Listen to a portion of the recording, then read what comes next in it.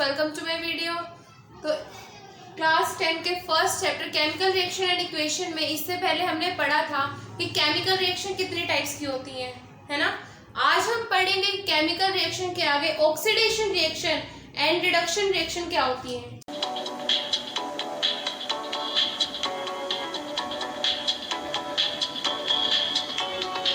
ठीक है, तो सबसे पहले देखते हैं ऑक्सीडेशन रिएक्शन क्या होता है। न्यू टॉपिक है, ध्यान से समझना, ठीक है। देखो ऑक्सीडेशन रिएक्शन क्या होता है, जिसमें कोई सी भी रिएक्शन अगर हमारे पास होती है, इसमें कोई सा भी रिएक्टेंट या प्रोडक्ट या ये कह लो कि कोई सा भी सब्सटेंस अगर ऑक्सीजन गेन करता है उसे कहते हैं ऑक्सीडेशन। ठीक है, तो सीधी इसकी डेफिनेशन हो सकती है द गेनिंग ऑफ इलेक्ट्रॉन और loss of hydrogen, gaining of oxygen or loss of hydrogen is called as oxidation reaction। ठीक है, कोई सी भी रिएक्शन अगर हमारे पास हो रही है उसके अंदर अगर ऑक्सीजन का गेन हो रहा है और लॉस ऑफ हाइड्रोजन और हाइड्रोजन लॉस हो रहा है, दैट मीन्स हाइड्रोजन अगर बाहर निकल जाता है तो वो होती है हमारे पास ऑक्सीडेशन रिएक्शन। एग्जांपल देखते हैं इसका, जैसे O, ये देखो C+O2 क्या बनाएगा ये CO2 कार्बन डाइऑक्साइड। अब यहाँ देखो कार्बन सिंगल है, ऑक्सीजन सिंगल है, जब इसका प्रोडक्ट हुआ यहाँ पे CO2 कार्बन क्या बन गया O2, तो यहाँ पे ऑक्सीजन का गेन हुआ है, तो ये क्या है यहाँ पे ऑक्सीडेशन रिएक्शन। ठीक है, जैसे एक और देखते हैं Mg+O2 2MgO। यहाँ पे देखो मैग्नीशियम सिंगल है, ऑक्सीजन सिंगल है, लेकिन जब इसका प्रोडक्ट हुआ तो MgO मैग्नीशियम के साथ ऑक्साइड जुड़ गया, तो यहाँ पे ऑक्सीजन का गेन हो रहा है, ऑक्सीजन का गेन हो रहा है, तो ये कहलाएगा ऑक्सीडेशन रिएक्शन।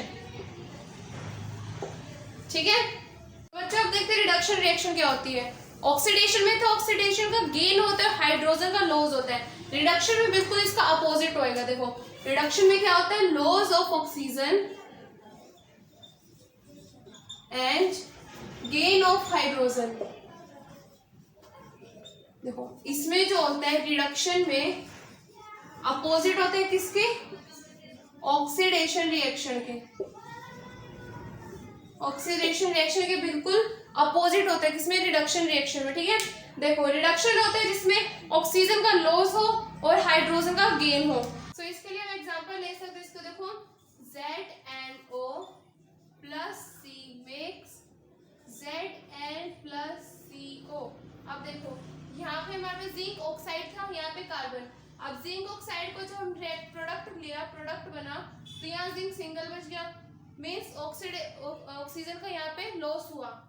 यहाँ पे देखो ऑक्सीजन था, यहाँ पे ऑक्सीजन नहीं है, तो यहाँ पे ऑक्सीजन का लॉस हुआ। तो जहाँ पे ऑक्सीजन का लॉस होता है या फिर हाइड्रोजन का गेन होता है उसे क्या कहते हैं, रिडक्शन रिएक्शन।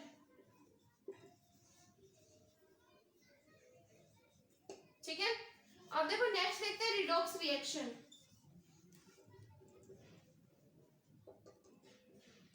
रिडॉक्स रिएक्शन क्या होता है। रिडॉक्स रिएक्शन की ये भी डेफिनेशन हो सकती है, in which there is both reduction and oxidation reaction. ठीक है, ऐसे भी लिख सकते हैं, in which there is both reduction and oxidation reaction. That means ऐसी रिएक्शन जिसके अंदर ऑक्सीडेशन रिएक्शन भी हो और रिडक्शन रिएक्शन भी हो। तो बच्चों ये कह सकते हैं कि हमारी जो मोस्टली रिएक्शन होती है वो रिडॉक्स रिएक्शन होती है। देखो जैसे हमने यहाँ रिडक्शन में जो एग्जांपल दिया है, यही ले देखो ZnO + C makes Zn+CO। मैंने यहाँ पे आपको बताया कि यहाँ ऑक्सीजन था, यहाँ पे ऑक्सीजन नहीं है, तो ये रिडक्शन हो गया। यहाँ पे इसने ऑक्सीजन गेन लॉस कर दिया तो रिडक्शन हो गया। यहाँ पे ऑक्सीजन था, यहाँ पे ऑक्सीजन नहीं है, तो ये हो गया रिडक्शन। ठीक है, इतनी बात समझ आई। अब देखो यहाँ पे कार्बन सिंगल था, यहाँ पे कार्बन को ऑक्सीजन मिल गया, ऑक्सीजन मिल गया, तो यहाँ पे तो कार्बन ने ऑक्सीजन को गेन कर लिया, कार्बन सिंगल था, यहाँ ऑक्सीजन गेन कर लिया इसने, तो ये क्या हो जाएगा ऑक्सीडेशन रिएक्शन। देखो एक ही रिएक्शन में दो रिएक्शन आ गया है, तो जब एक ही रिएक्शन में दो रिएक्शन हो, रिडक्शन भी एंड ऑक्सीडेशन भी, तो उसे क्या कहते हैं हम, रिडॉक्स रिएक्शन। ठीक है, और इसके कुछ एग्जांपल देते हैं ताकि आपको बिल्कुल इजीली ये याद हो जाए। ठीक है, कुछ रिएक्शन ऑक्सीडेशन रिएक्शन के एग्जांपल ले लेते हैं। जैसे देखो 2H2 प्लस O2 क्या बनाया ये 2H2O। ठीक है, अब यहाँ पे देखो H2 के पास ऑक्सीजन नहीं था, यहाँ पे वाटर में जब ये चेंज हो गया, H2 वाटर का फॉर्मूला होता है ना, जब वाटर में चेंज हो गया तो देखो हाइड्रोजन ने ऑक्सीजन को गेन कर लिया, तो ये क्या है ऑक्सीडेशन रिएक्शन। एक और देखते देखो 2Cu प्लस O2 में 2CuO।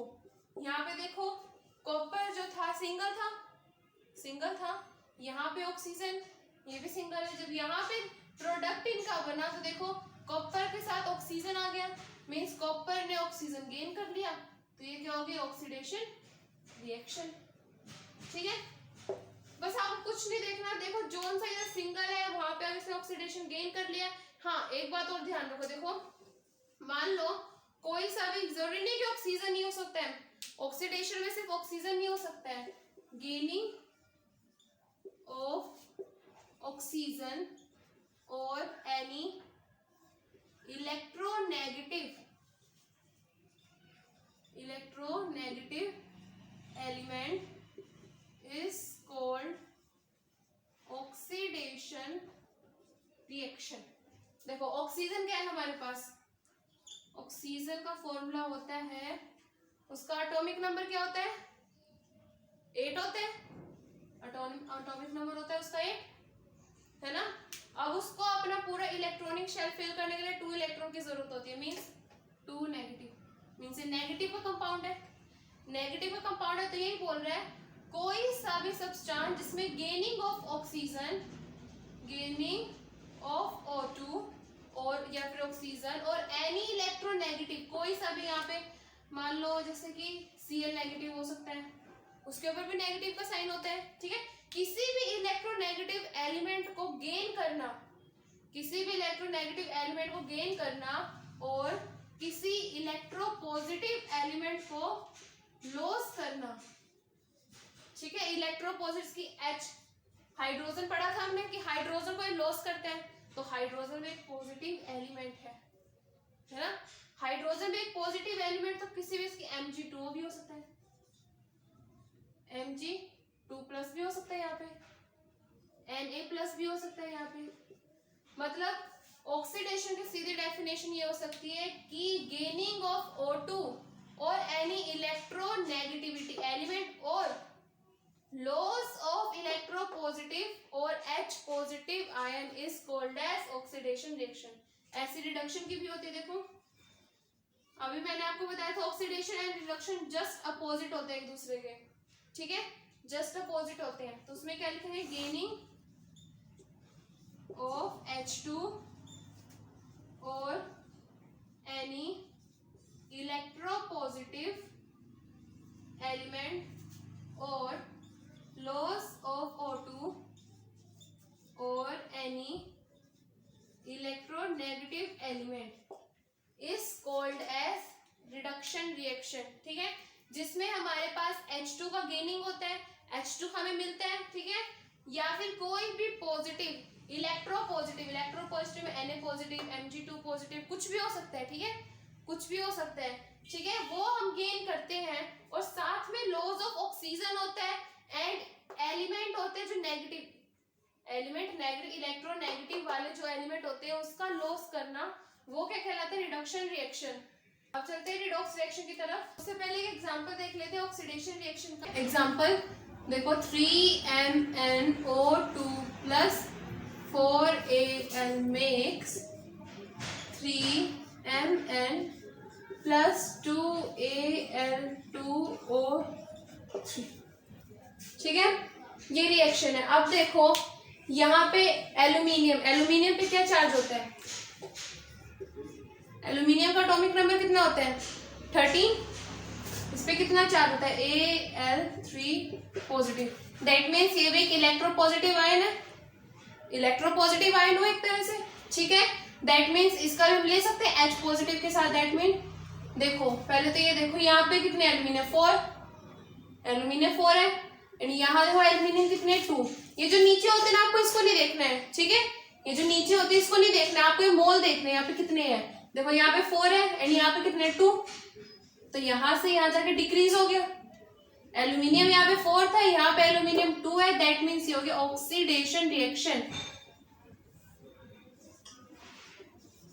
ऑक्सीडेशन रिएक्शन, ऑक्सीडेशन क्यों, रिडक्शन क्यों नहीं, देखो क्योंकि मैंने आपको बताया था ऑक्सीडेशन रिएक्शन में क्या होता है, gaining of any electronegative element, gaining of any electronegative ion and loss of any electropositive. अब Al जो था हमारे पास देखो Al3 पॉजिटिव, पॉजिटिव आयन था, यहाँ पे 4 है, यहाँ जाके 2 हो गया, तो इसका क्या हुआ, डिक्रीज हो गया, लॉस हो गया, जिस वजह से क्या है हमारे पास ऑक्सीडेशन रिएक्शन, ठीक है, ठीक है। तो ये वही एग्जांपल होगी जिससे मैंने अभी आपको बताया था कि सिर्फ O और H को नहीं देखना है, किसी पॉजिटिव या नेगेटिव के साथ भी हो सकता है, ठीक है, पॉजिटिव या नेगेटिव के साथ ऑक्सीडेशन रिडक्शन होता है। ऐसे वाले एग्जांपल जरूर आएंगे, ये ऐसे वाले ट्राई कर लेना। कुछ एग्जांपल रिडॉक्स रिएक्शन के देखो, जैसे हमें दे रखा है magnesium oxide plus 4 hydrochloric acid and magnesium chloride water and Cl2, ठीक है। अब देखो यहाँ पे हाइड्रोजन कितने हैं, 4, यहाँ पे हाइड्रोजन कितना है, 2। मैंने कहा था आपको नीचे वाले इंडेक्स में सिर्फ इसके मोल देखने हैं, ठीक है। अब देखो यहाँ पे हाइड्रोजन 4 है, यहाँ पे हाइड्रोजन 1 है, आई मीन 2 है। तो अब देखो जिसमें लॉस ऑफ हाइड्रोजन हो क्या होता है, जिसमें लॉस ऑफ हाइड्रोजन होता है वो होता है ऑक्सीडेशन, ऑक्सीडेशन रिएक्शन होता है वो। तो देखो यहाँ से यहाँ ये 2 हो गया, तो दैट मीन्स ये ऑक्सीडेशन रिएक्शन हो गई, ठीक है। अब देखो ये Cl है, Cl पे नेगेटिव चार्ज होता है, यहाँ पे जो Cl है 4 जो Cl के साथ भी है, मैंने बताया अगर पूरे फॉर्मूले के साथ में कोई नंबर है दैट मीन्स वो H के साथ भी है, यहाँ पे Cl के साथ भी है, तो Cl कितना हो जाएगा 4, और यहाँ पे Cl कितना है जस्ट 1, ठीक है। तो यहाँ पे क्या हो रहा है, देखो यहाँ पे इलेक्ट्रोनेगेटिविटी एलिमेंट घट रहा है, डिक्रीज हो रहा है, जहां पे लॉस ऑफ इलेक्ट्रोनेगेटिविटी आयन होता है वो क्या होता है, रिडक्शन रिएक्शन। देखो फिर यहां से ये हो जाएगा रिडक्शन रिएक्शन, ठीक है। ओके गाइस, तो अब देखो एक एग्जांपल हमने कर लिया, हमने किया था ऑक्सीडेशन का, I mean reduction, oxidation, redox. अब एक और एग्जांपल देखते, देखो Na+Cl makes Na positive plus Cl negative, ठीक है। अब देखो ये कैसे आया, Na पॉजिटिव, Na पॉजिटिव का क्या मतलब है, Na एंड यहाँ पे Na पॉजिटिव, ठीक है। दैट मीन्स पहले तो Na यहाँ पे था जिसकी इलेक्ट्रॉनिक कॉन्फ़िगरेशन हमारे पास थी 2 8 एंड 1, ठीक है। अब Na पॉजिटिव का मतलब क्या है कि इसने किसी और को अपने इलेक्ट्रॉन दे दिया और इसमें पॉजिटिव चार्ज आ गया है, इसका जो एक इलेक्ट्रॉन एक्स्ट्रा था ये किसी और को देगा तो पूरा बैलेंस हो जाएगा, तो इसने एक इलेक्ट्रॉन किसी और को दे दिया तो इसे पॉजिटिव साइन लग गया, ठीक है। अब यहाँ क्लोरीन में क्या था, क्लोरीन को एक इलेक्ट्रॉन चाहिए था, इसकी क्या होती है 2 8 7, यही होती है इलेक्ट्रॉनिक कॉन्फ़िगरेशन। इसको अगर एक इलेक्ट्रॉन कहीं से मिल जाए तो इसका पूरा ऑक्टेट कंप्लीट हो जाएगा, ठीक है। जैसे Cl+E नेगेटिव अगर इसको मिल जाए तो Cl नेगेटिव नहीं बन जाएगा, देखो ये बात समझ लो। देखो ऐसे करो, देखो जैसे कि Na है हमारे पास, इसका इलेक्ट्रॉनिक कॉन्फ़िगरेशन हो जाएगा 2 8 1, यही है, ठीक है। ये बैलेंस कैसे होएगा, अगर हमने इसमें से एक किसी और को इसने दे दिया, इसके पास जो एक एक्स्ट्रा इलेक्ट्रॉन था इसने अगर ये एक्स्ट्रा इलेक्ट्रॉन किसी और को दे दिया तो इस पे Na पॉजिटिव नहीं लग जाएगा, क्योंकि ये पूरी तरह से बैलेंस हो चुका है, पूरी तरह से बैलेंस हो चुका है, तो इस पे Na पॉजिटिव लग गया। और Cl इसकी इलेक्ट्रॉनिक कॉन्फ़िगरेशन 2 8 7, अगर इसको कहीं से एक इलेक्ट्रॉन मिल जाए तो ये पूरा स्टेबल हो जाएगा। पढ़ा था ना आपने पिछले साल ये कि जिसकी भी फुल्ली कंप्लीट ऑक्टेट होती है वो ज्यादा स्टेबल होता है, तो ये 8 अगर इसकी इलेक्ट्रॉन हो गई तो Cl नेगेटिव हो जाएगा, क्योंकि इसे मिला है, किसी ने दिया है इसे इलेक्ट्रॉन तो नेगेटिव, और इसने किसी को दिया है, किसी को दिया है तो पॉजिटिव, और इसको किसी से मिला इलेक्ट्रॉन तो नेगेटिव, ठीक है। तो अब देखो जब इसने किसी को दे दिया, ये पॉजिटिव था, एक तरह से पॉजिटिव था, Na पॉजिटिव, हमने पढ़ा H पॉजिटिव वाला ही पढ़ा था हमने एलिमेंट, ठीक है।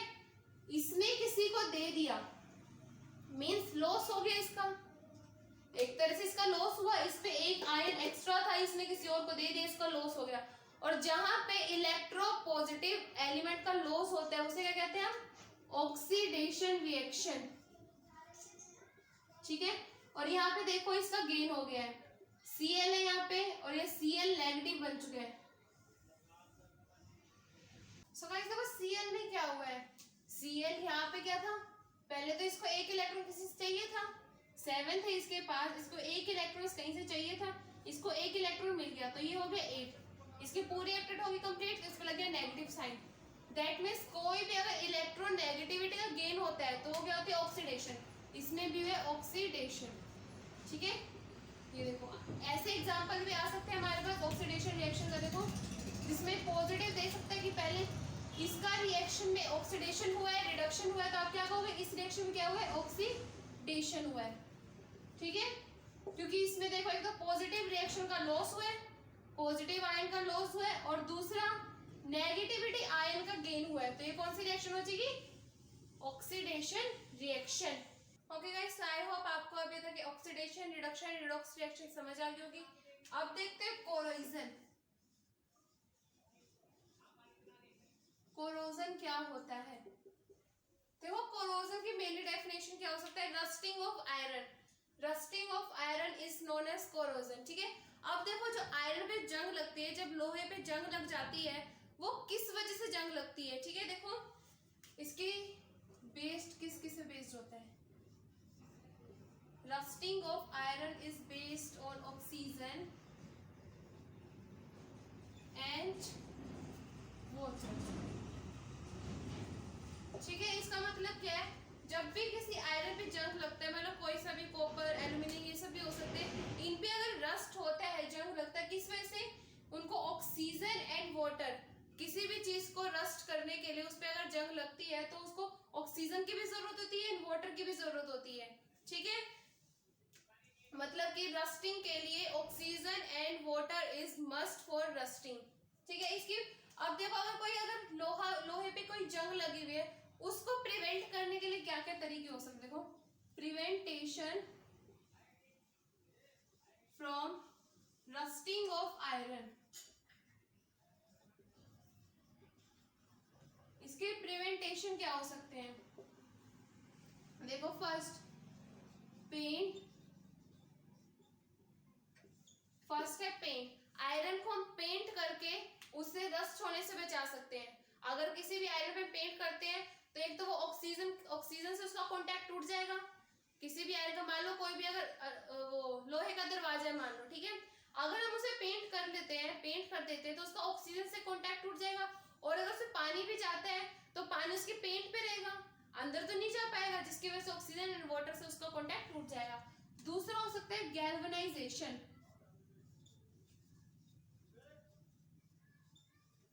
गैल्वेनाइजेशन अभी तो इस चैप्टर में आपको 2 ही दे रखे हैं मेन, पेंट एंड गैल्वेनाइजेशन, ठीक है। आगे आपको सेकंड चैप्टर में आगे पूरे दिए होंगे। गैल्वेनाइजेशन होता है आयरन को जिंक की लेयर से कोट करना, दैट मींस आयरन पे जिंक की लेयर चढ़ाना। जिंक जो होता है वो ऑक्सीजन एंड वाटर से उसका कांटेक्ट कट कर देता है, जिसकी वजह से रस्ट नहीं हो पाती है, ठीक है। Coating of zinc on iron, ये क्या कहलाता है? गैल्वेनाइजेशन, ठीक है।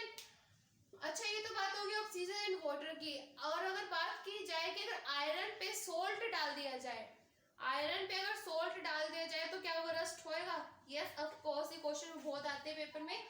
देखो जैसे अगर पूछ लिया जाए आपसे कि अगर आयरन पे सोल्ट डाल दिया जाए और आयरन को अगर वाटर में डाल दिया जाए तो कौन सा ज्यादा पहले रस्ट होएगा? तो ऑब्वियसली सोल्ट वाला ऑप्शन ट्रू होएगा, क्योंकि अगर किसी भी आयरन पे पहले सोल्ट डल जाता है, सोल्ट डल जाता है वो ज्यादा रस्ट होता है, सोल्ट जो है सोल्ट या फिर सी वाटर में, सोल्ट में सी वाटर में, because salt is also obtained from sea water, है ना। तो सोल्ट में या सी वाटर में उसे डाल दिया जाए किसी भी आयरन को, तो वो एज कंपैरिजन टू वाटर वो ज्यादा रस्ट होएगा सोल्ट वाला, ठीक है। मेन ये पूछेगा कि आखिर ये किस किस पे बेस्ड होता है। Oxygen and water is must for the rust, ठीक है। अगर कोई भी रस्ट होता है या किसी चीज पे जंग लगती है तो ऑक्सीजन एंड वाटर पे डिपेंड करता है। दैट मीन्स उसका ऑक्सीजन एंड वाटर से कॉन्टैक्ट है जिस वजह से उस पे रस्ट हुआ है। एंड नेक्स्ट उसकी प्रिवेंटेशन कैसे करें, उसकी प्रिवेंटेशन तो पेंट अगर करेंगे जिसकी वजह से उसका ऑक्सीजन एंड वाटर से कॉन्टैक्ट टूट जाएगा। And coating of zinc layer over the iron is known as galvanization, ठीक है। जिंक की परत चढ़ा के आयरन को प्रिवेंट करना वो होता है गैल्वेनाइजेशन। एंड सोल्ट वाला, सोल्ट में रस्ट ज्यादा तेज लगती है। किसी अगर आप देखो, अगर सोल्ट के पैकेट में अगर आप एक स्पून डाल के रख दो उसमें देखोगे आप रस्ट जल्दी लग गया है as compare to water. Okay बच्चों, तो अब नेक्स्ट देखते हैं रेंसिडिटी। रेंसिडिटी क्या होता है? The spoiling of food substances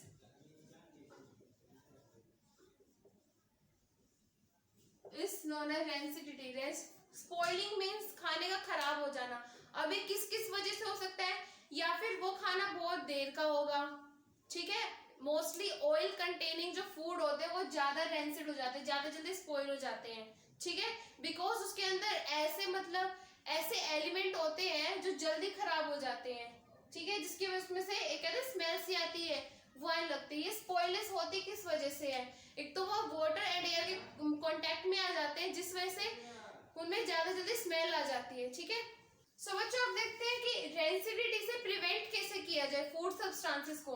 तो इसका फर्स्ट पॉइंट हो सकता है by exert and to gas.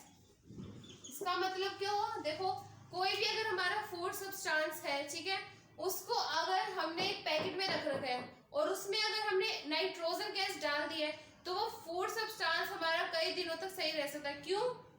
Nitrogen gas है। क्यों? क्योंकि नाइट्रोजन गैस जो होता है हमारे पास एक एंटीऑक्सीडेंट गैस होती है। नाइट्रोजन एंटीऑक्सीडेंट गैस होती है जिसकी वजह से रेंसिडिटी प्रिवेंट रहती है। एंटीऑक्सीडेंट मतलब जो खाने को जल्दी खराब ना होने दे, ठीक है, वो एंटीऑक्सीडेंट। सेकंड हो सकता है by kept them in airtight container, या फिर उन्हें किसी भी एयर टाइट कंटेनर मतलब कि जिसके अंदर वाटर या फिर एयर पहुंच ना सके, ऑक्सीजन पहुंच ना सके, तो उसकी वजह से भी हमारा जो खाना है वो प्रिवेंट रहेगा, ठीक है। या फिर by flourishing them into gas, और बाय उसको किसी भी चीज में, ऐसी चीज में रखें जो एयर टाइट हो, एयर टाइट कंटेनर में, ठीक है। तो मेन तो ये 2 पॉइंट्स है आपके, ठीक है। या फिर तीसरा पॉइंट ये भी सकते हैं एंटीऑक्सीडेंट जो होते हैं उसके कुछ कैप्सूल्स वगैरह भी आते हैं, वो आप रख सकते हैं, तो उसमें भी रेंसिडिटी नहीं होती जल्दी, ठीक है। कुछ अलग पैकेट्स भी आते हैं और कुछ अलग कैप्सूल्स भी आते हैं जिसकी वजह से रेंसिडिटी नहीं होती है। तो मेन तो ये 2 पॉइंट्स होते हैं, ठीक है। आई होप ये आप अच्छे से पढ़ लोगे। तो यही बस मेन ये 2 पॉइंट होते हैं। बस आप अगर ये लिख दोगे by flourishing into gas in that packet, जो आपने देखा होगा मार्केट में चीज वगैरह मिलती है, इसकी चिप्स वगैरह के पैकेट, ये सारी इतनी देर तक क्यों चलती हैं? ये सारी चीजें इतनी देर तक क्यों चलती हैं? क्योंकि ये सारे पैकेट्स में N2 नाइट्रोजन गैस ही फिल होती है।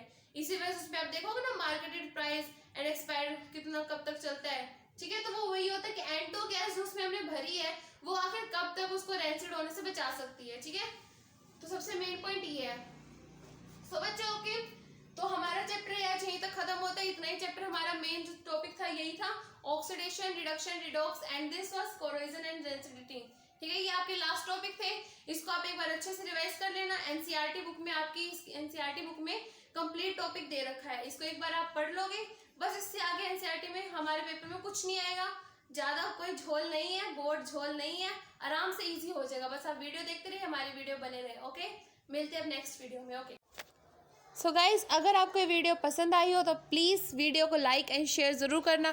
और हाँ, अगर आप हमारे इस चैनल पर न्यू हो तो प्लीज़ चैनल को सब्सक्राइब ज़रूर कर देना, और हाँ, साथ ही बेल आइकन को भी ऑन कर देना ताकि हमारी वीडियो की नोटिफिकेशन आपको तुरंत ही मिलती रहे। Thank you.